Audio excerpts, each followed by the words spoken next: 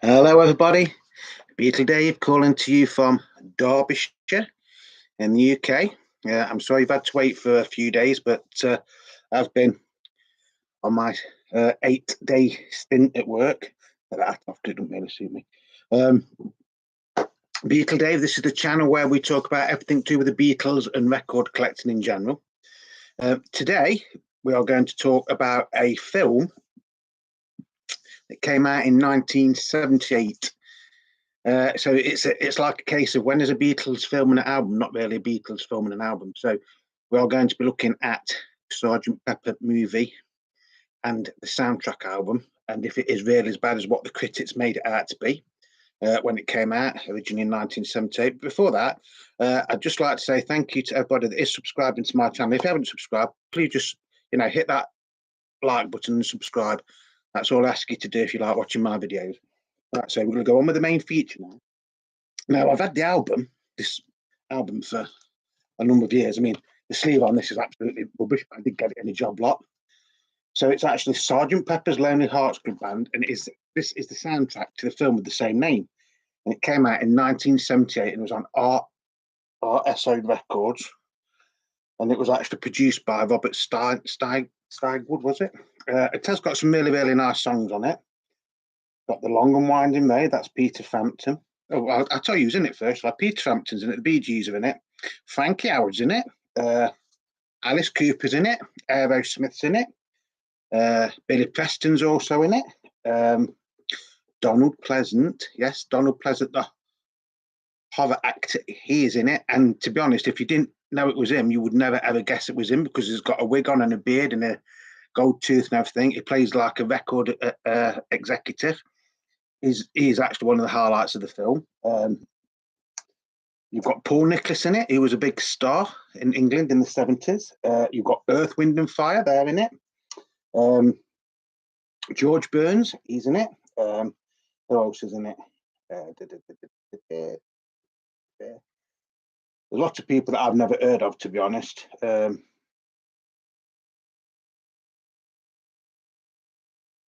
to think of the bloke. Steve Martin, that's it. He's in it as well. So this is the soundtrack album. Now, like I said, I've had this album for years. I don't often play it. Sometimes I do, and sometimes I don't. So that's like these are like photos from the actual film.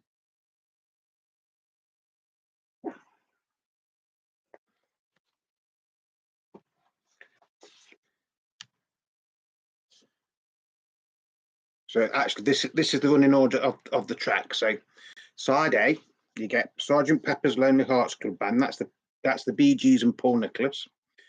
Then you get With a Little Help from My Friends. That's Peter Frampton. Remember Peter Frampton and the Bee Gees. Then it's Here Comes the Sun. That's sung by Sandy Farina. I think that's how I pronounce the name. Then it's Getting Better, Peter Frampton and the Bee Gees. Lucy in the Sky with Diamonds. That's Diana Steinberg and Stargard. I think that's how you pronounce it. And then you've got I Want You, She's So Heavy. That is actually the Bee Gees, Diana Steinberg, Paul Nicholas, and Donald Pleasant. And Donald Pleasant actually does the main vocals on that, but it doesn't really sing it. He more like says it. I want you so bad. Like that. Side B kicks off with Good Morning, Good Morning. That's Paul Nicholas, Peter Frampton, and the Bee Gees. She's Leaving Home.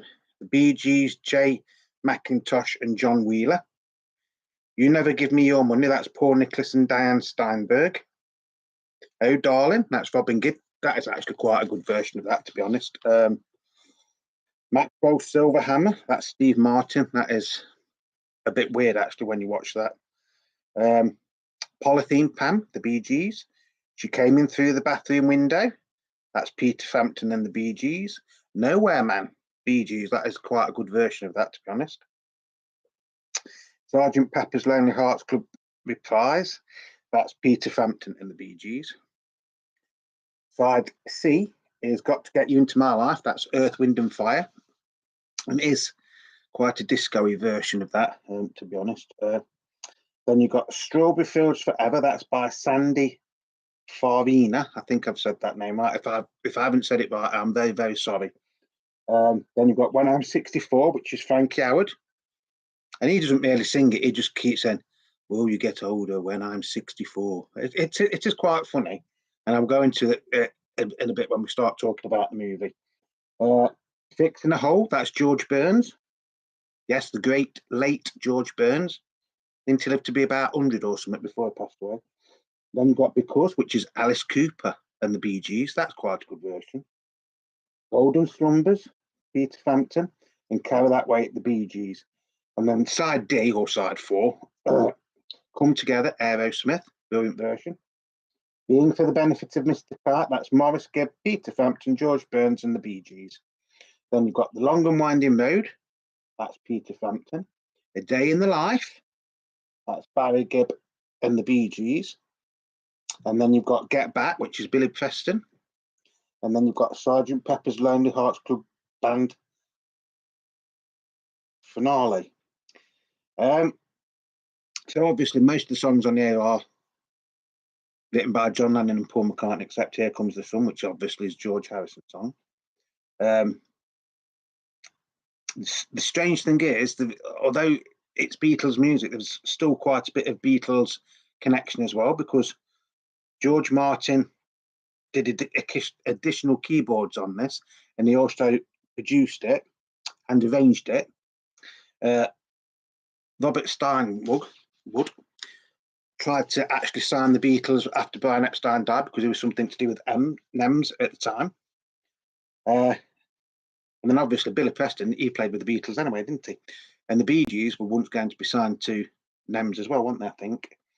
Right, so that's basically the album. Like I say, I've had this album for a number of years.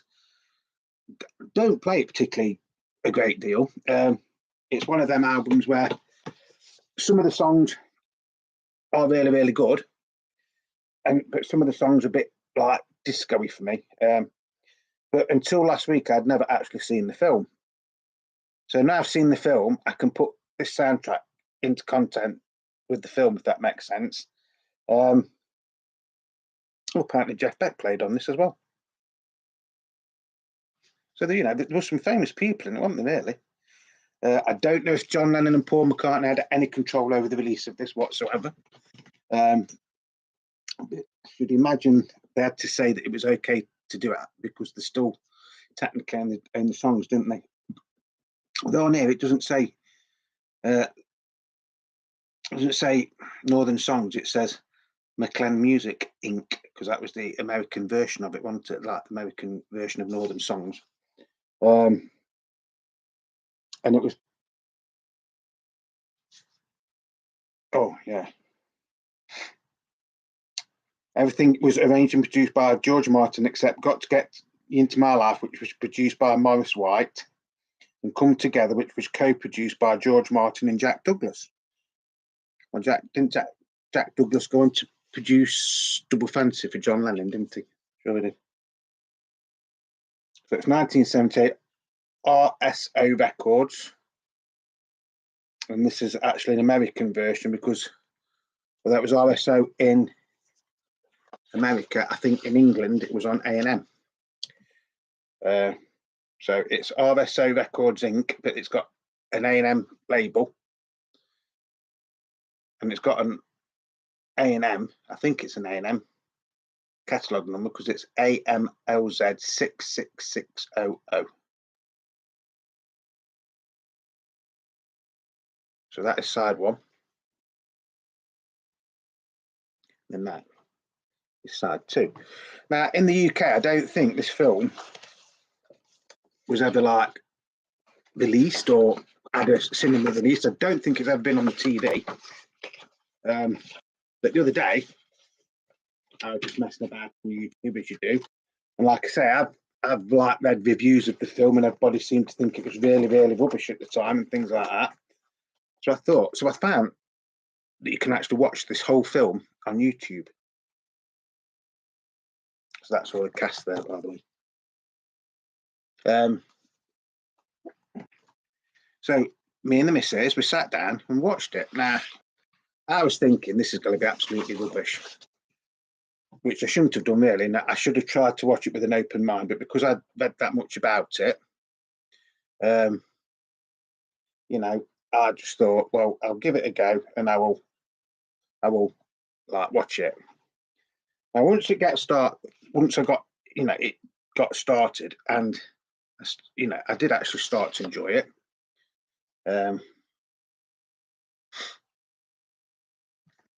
Again, but it's one of them films where really, if you think about it, it shouldn't work, because it's the Bee Gees, who was like the kings of disco, weren't they, at the time, starring in a film about Sergeant Pepper's and singing all Beatles songs. But funnily enough, if you actually sit and watch the film from beginning to end, it has got a story. And to me, the story was just like, it seemed a bit like a live version of Yellow Submarine sort of thing, because instead of it being set in Pepperland, it's set in Heartland, and it's in America. I'm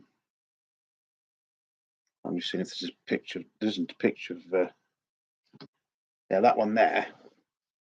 That bloke there, that is actually Donald Pleasant. Yeah, so the story is very, very similar. It's good over bad sort of thing. Frank Howard actually plays the villain in it, sort of, in a way. He's quite good in it. The only thing is, there's no real sort of like dialogue. The story is sort of like told through the songs.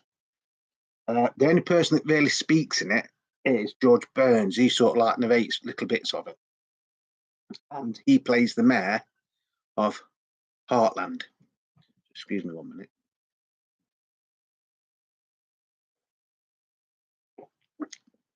So Frankie Howard is Mean Mr. Mustard. That is sort of like the Blue Meanies sort of thing from the Yellow Submarine, but he just goes around trying to like buy all the property in Heartland. And Heartland was a pure land until Mean Mr. Mustard got there, and then he started opening bars and strip clubs and gambling clubs and things like that. The acting in it is quite good, but if you say acting, it's not really acting, because most of like the segments of the songs are like just watching video films. But if you watch them all in order, it is like a story. The Bee Gees are in it, but they don't actually speak in it, believe it or not. The only time you actually hear the Bee Gees or Peter Frampton or Paul Nicholas or any of the other people is when they're actually singing. When they're like talking in the background, they just go while somebody's narrating things.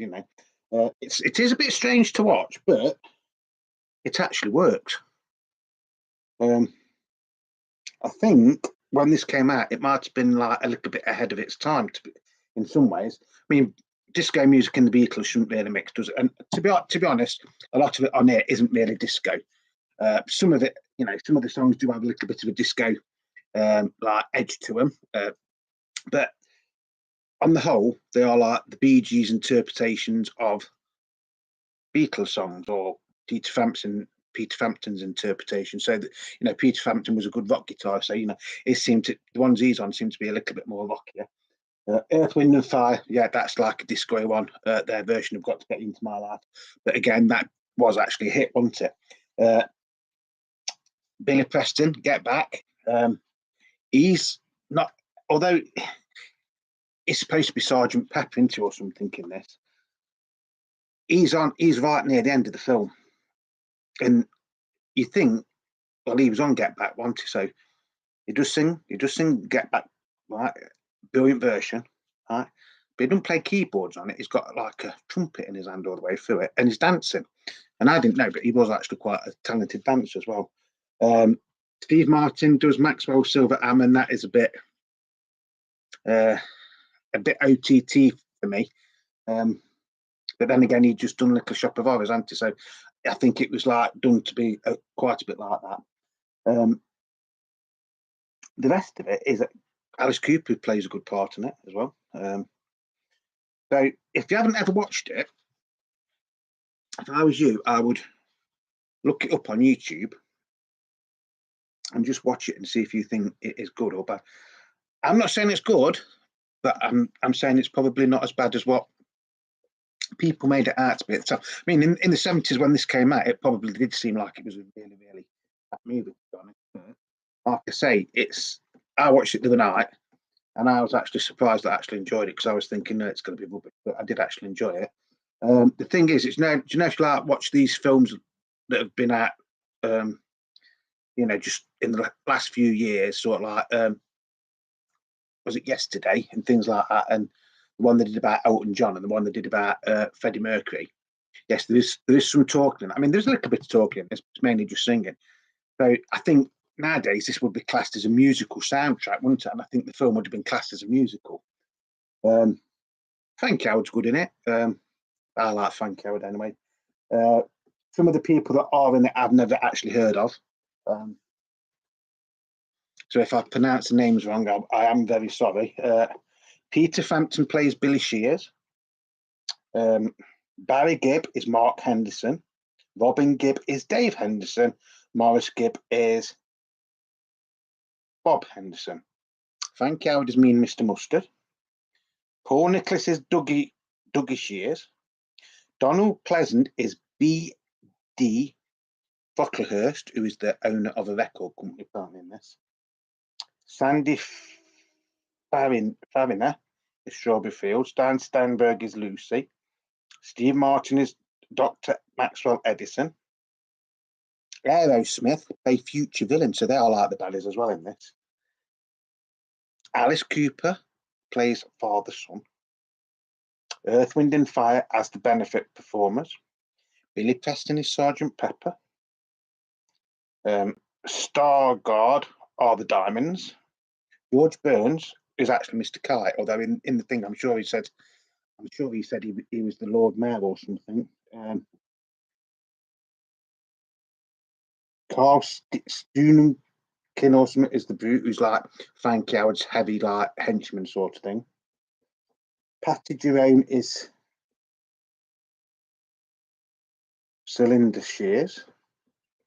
Matt Showalter is Ernest Shears. John Wheeler is Mr. Fields. J.W. McIntosh is Mrs. Fields. Ellen Lizzie is Mrs. Henderson. Scott Manners is the young Sergeant Pepper. Stanley Cole, Stanley Sheldon, Bob Mayo are the young Sergeant Pepper's Lonely Hearts Club Band, because there's like 3 or 4 different versions of this of Sergeant Pepper's Lonely Hearts Club Band in this film as well. But you have to, it's hard to explain. You've got to watch it to understand it. Yeah. Then you've got Hank Warden, Morgan Farley, and Delos V. Smith. They are the old Lonely Hearts Club Band. And then you've got Pat Cranshaw as Western Union Messenger. Now, then the other thing that like threw me about this was right at the end they do like a reprise version of Sergeant Pepper's Lonely Hearts Club Band, right? And it says it's the cast. So there's all these people in it, and yes, some of them you will recognise from the film, but then it's got people like Peter Noon in it, and I'm sure it's Tina Turner. And who else was in it? I can't remember now. And you're thinking, Cher. And I'm thinking, but they weren't in the film. So I don't really know why they're like classed as the cast, unless they're like in the background or something somewhere. I don't know. Or it was something that was edited out of the version I saw. So all in all, I would just say if you've never seen it, it's worth seeing it just to see Donald Pleasant, because you would never, if I hadn't shown you that photo, you'd never know it was him, because it's completely different, and he plays actually quite a fun character, where he usually plays like quite a sort of like dark character in his films, but he is actually quite a fun character in this. Steve Martin, I don't think the film really benefits from him being in it, to be honest. That's no disrespect to Steve Martin, or if you're a fan of Steve Martin, I just think seeing with him in it doesn't seem to like fit in anything else that's in the film, although he's singing a Beatles song.